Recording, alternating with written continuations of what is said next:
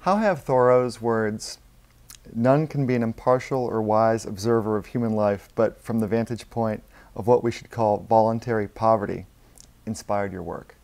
That's a very interesting quote, isn't it?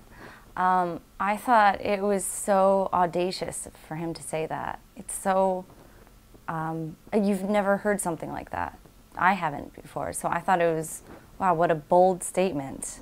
And that's what really caught me when I saw it. And obviously, if we could say it a different way, it would make a lot more sense. So you could say, altruism is, you know, the best way to get to know about life and people. But he said this kind of shocking, word poverty, voluntary poverty. That's crazy, right? So it did inspire me, and it made me feel brave to start a blog called Not Eating Out in New York, because that sounds pretty weird. That sounds shocking, a little crazy. And I just knew that it was going to work because of that. And was there So sacrifice? I liked it. It just caught me. Was there sacrifice? I mean, the whole experiment was like a big sacrifice. But I thought, I thought of a lot of different names that would sound nicer to you. On the ear, it would just kind of be evocative of like fruits or something like, something nice, something pleasant, something people like to hear.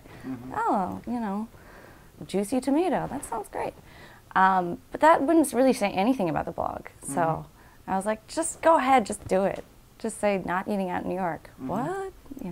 With regard to voluntary poverty, does that come back to being surrounded by so many professionals and a lot of wealth, and choosing to kind of go against that and then tying that into your choices from a writing and food perspective? Yeah, I think that pretty much sums it up. I mean, voluntary poverty means you've taken it upon yourself to see things from another person's shoes.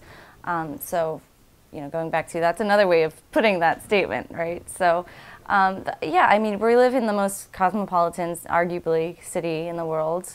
Of course, there's a huge disparity of, different incomes in the city. So you can see that all around you. But for the most part, I mean, yes, I mean, we have everything at our fingertips. The greatest arts, the greatest food, which is what I was going to focus on. And, Thoreau, his whole thing was he stepped away from society.